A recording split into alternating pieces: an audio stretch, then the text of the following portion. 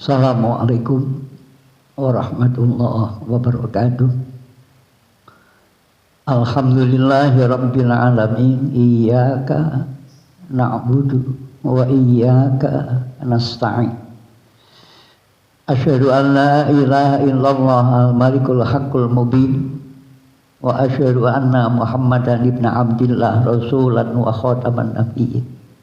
Arsalahu kafatan linnasi basyiran wa nadhira. Faya ayyuhal ikhwan al-kiram usikum wa nafsi bi taqwallah faqad fazal muttaqun. Hadirin peserta penstudi Al-Quran Tauhid Posmawarno seluruhnya, dan juga kepada para pendengar, para peserta yang tidak bisa kami sebutkan satu persatu. Marilah sebelumnya kita ikuti di kajian pagi hari ini. Sekali lagi kami mengajak dengan berucap hamdalah, alhamdulillahi rabbil alamin. Di kesempatan pertemuan kita pagi hari ini, yaitu kita akan membahas melalui ayat ke ayat dengan judul mencari tiket untuk dapat masuk surga. Sekali lagi, mencari tiket untuk dapat masuk surga. Berdasarkan panduan Al-Quran sebagai satu-satunya pegangan kitab dalam rangka upaya untuk melindungkan diri, menjauhkan diri, mendekatkan diri, dan meningkatkan kesadaran masing-masing di antara kita menuju kepada izin dan ridha Allah Subhanahu wa ta'ala. Tiket untuk mendapat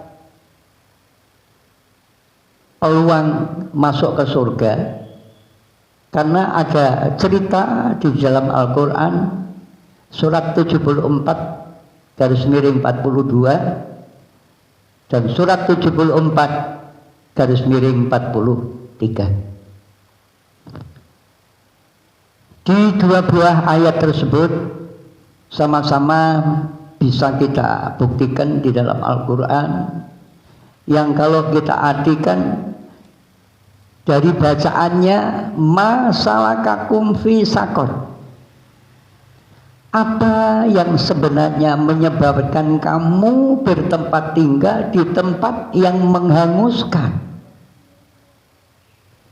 Apa yang menyebabkan dirimu untuk bertempat tinggal di tempat yang menghanguskan? Di antaranya mereka mengatakan qalu lam naku minal musallina.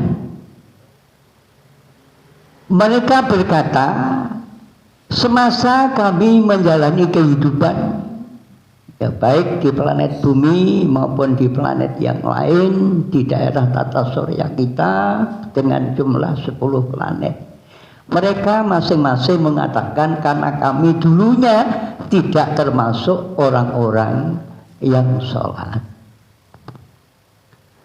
Tentunya kita mencari bertanya dan bertanya tentang istilah sholat, sebagaimana di balik kalimat itu, kemudian bagaimana untuk kita semua ini,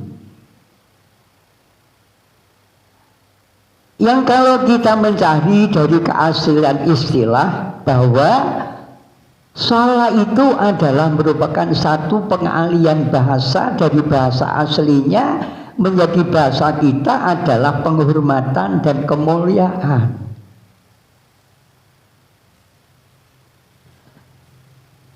Kemudian kita ingin mencari tahu bahwa bagaimana kemuliaan dan penghormatan manusia terhadap Allah yang Maha. Kita masih mencari tahu, bertanya ke sana kemari, yaitu akhirnya ayat Al-Quran menjelaskan orang-orang yang semasa hidupnya itu paling tidak ada niatan di dalam goresan hati kecilnya untuk tidak selalu hidup mengikuti akal pikiran. Sekali lagi, yaitu orang-orang yang menjalani kehidupan tidak selalu mengikuti akal pikiran.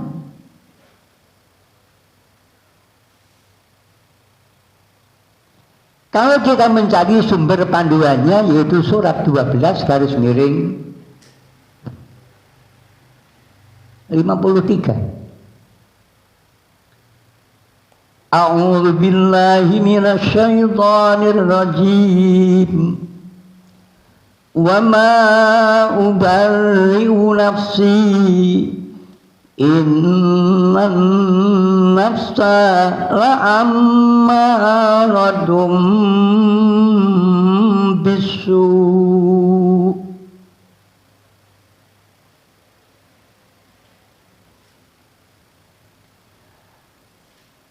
Yang kalau kita alihkan ke bahasa kita, wa ma ubarri'u nafsi. Siapa kemudian di antara kita majelis studi Al-Quran Tauhid, begitu juga para pendengar, para peserta yang tidak bisa disebutkan, yang masing-masing diri di antara kita ini mampu membebaskan diri, menjauhkan diri dari apa yang akal pikiran mau. Ya, tentunya kita bicara karena yang sama-sama menjalani kehidupan dunia tidak lepas keberadaan kita ini dari urusan-urusan duniawi, yang pada akhirnya setiap diri manusia itu tinggal mana di antara mereka dengan akal pikirannya yang selalu mengajak untuk menjauhkan, memutus hubungan pertalian kepada Yang Maha Kuasa dari karena tuntutan dan beban kehidupan dunia. Tapi juga mungkin di antara bangsa kita ini yang mampu melindungkan diri, menjauhkan diri dari hal yang semakin akan mengancam dalam kehidupannya. Oleh karena itu, di ayat tersebut innan nafsa la'ammaratun bisu, karena setiap diri manusia itu tidak pernah bisa lepas dari apa yang manusia itu inginkan, yang manusia itu harapkan. Berangan-angan untuk mendapatkan sesuatu, berharap-harap untuk menerima sesuatu. Apakah dengan permohonan itu akan terkabulkan, atau dengan sekian kali permohonan yang belum bisa dibuktikan untuk mendapatkan sesuatu. Oleh karena itu, pendapat panduan bimbingan Yang Maha Kuasa dari setiap dari manusia, kapanpun keberadaan manusia, yang mungkin di antara kita ini dengan bangsa kita yang mungkin sudah jutaan tahun lebih dulu dibandingkan dengan kita, namun karena mereka meyakini kepada Yang Maha Kuasa dengan panduan dan harapan perlindungan dirinya, keamanan dirinya, kemerdekaan dirinya,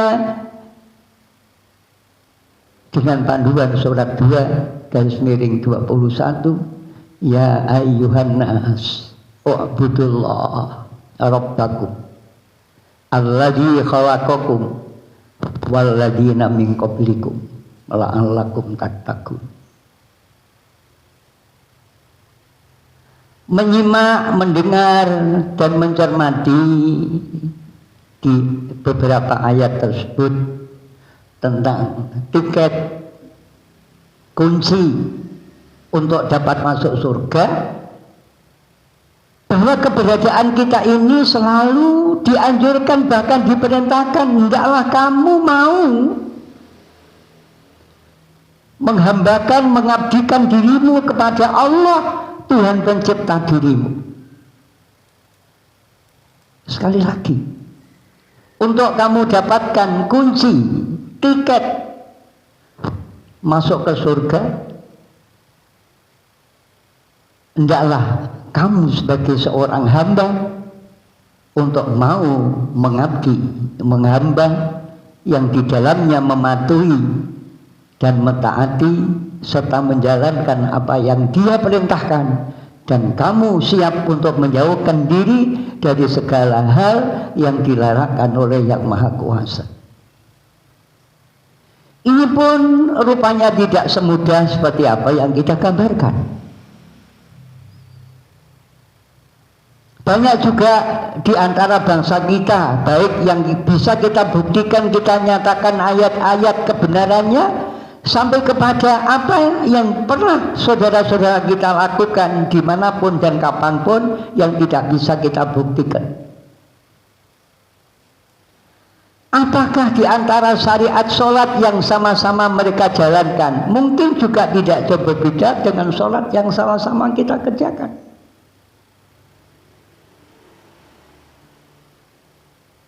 Bentuk anjuran perintah sholat yang sama-sama masyarakat bangsa kita dulunya jutaan tahun yang lewat atau mungkin ribuan tahun yang telah mendahului kita semua.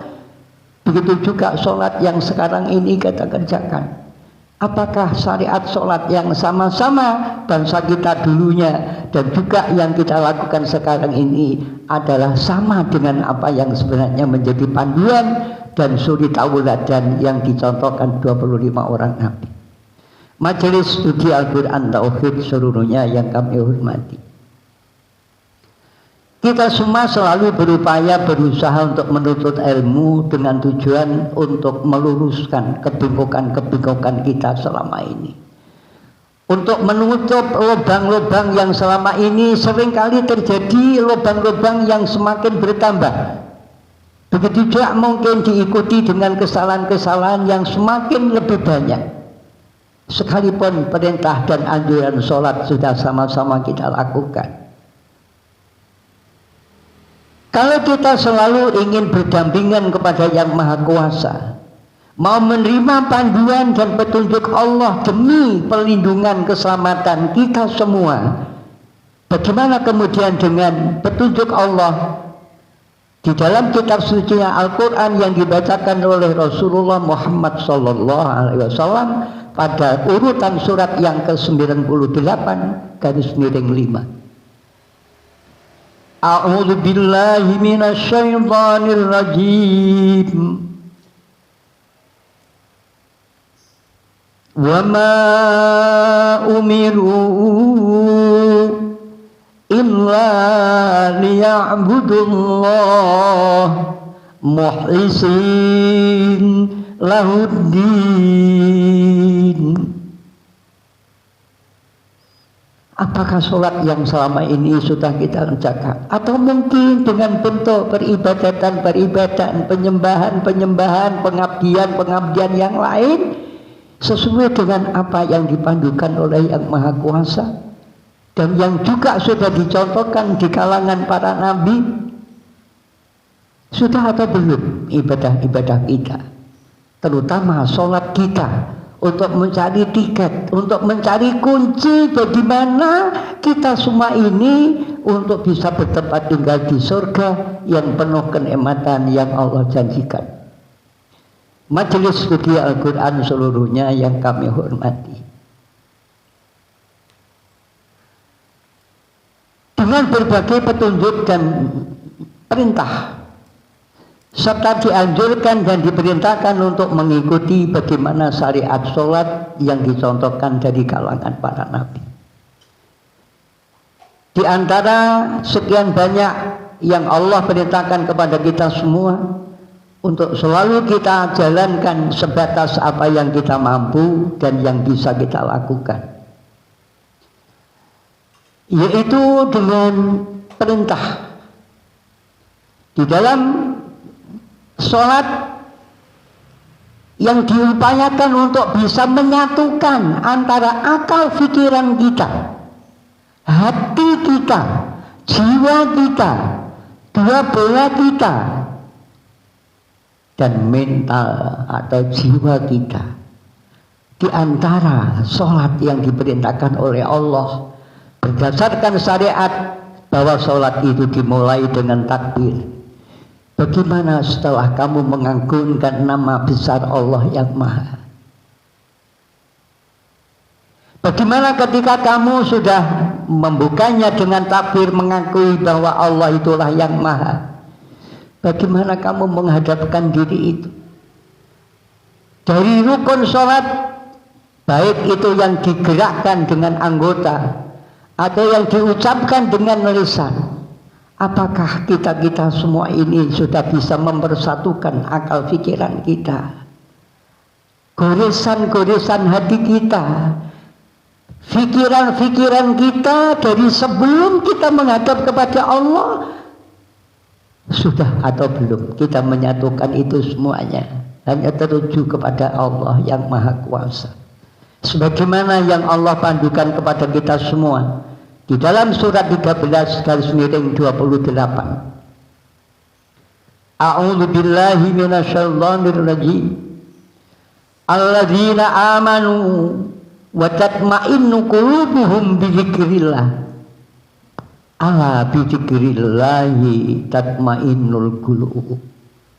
Wahai orang-orang yang selama ini mengaku dirinya beriman kepada adanya Allah selaku pencipta dirinya dan pemilik dirinya, bagaimana kemudian pengakuan-pengakuan itu, mana di antara pengakuan itu yang sudah bisa kita wujudkan pengakuan kepada yang Maha Kuasa? Terlebih bagaimana ketika kamu sudah memulai dengan takbiratul ihram,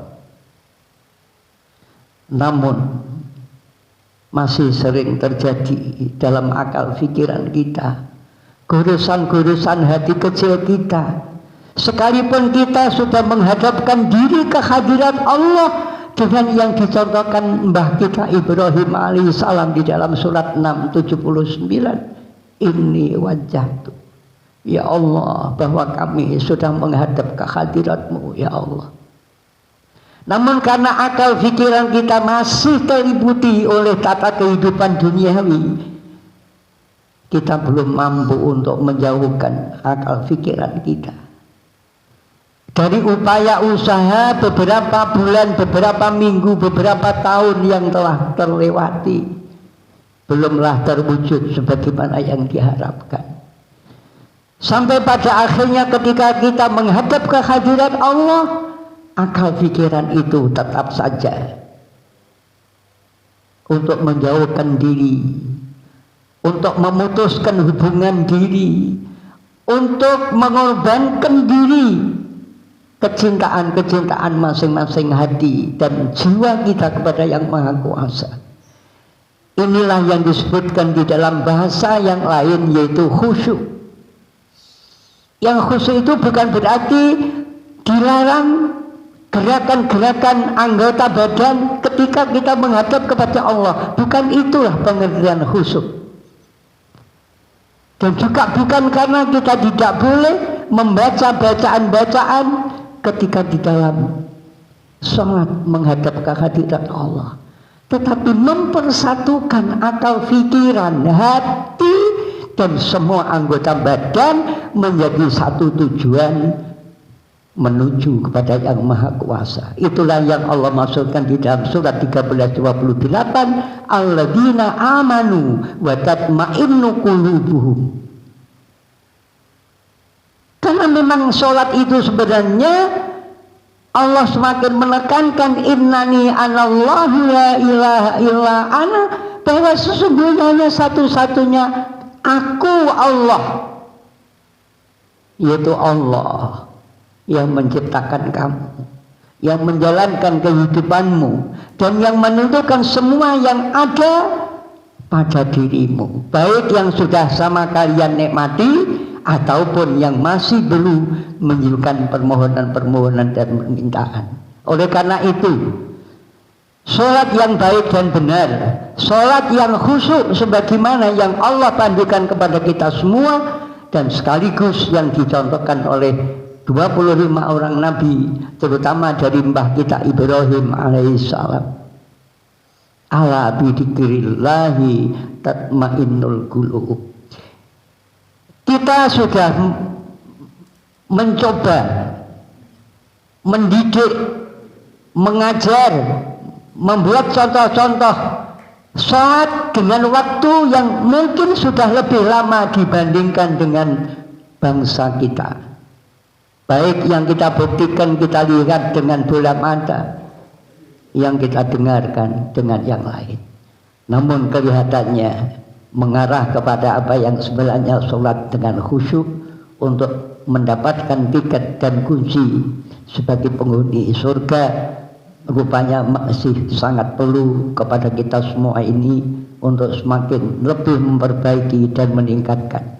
Mudah-mudahan dengan beberapa ayat tentang pencarian tiket dan kunci untuk menjadi penghuni surga ini bukanlah berarti selesai dan merasa berpuas diri, namun perlu kita tingkatkan di antara masing-masing kita, semakin melengkapi dan menyempurnakan. Mudah-mudahan Allah memberikan panduan dan memberikan izin dan ridho kepada kita semua. Demikian kurang lebihnya yang bisa kami sampaikan dalam forum majelis studi Al-Quran ini. Mudah-mudahan kita semua selalu mendapatkan bimbingan dan ampunan dari Yang Maha Kuasa, dan mudah-mudahan kita selalu menuju kepada yang lebih baik. Billahi taufiq wal hidayah. Assalamualaikum warahmatullahi wabarakatuh.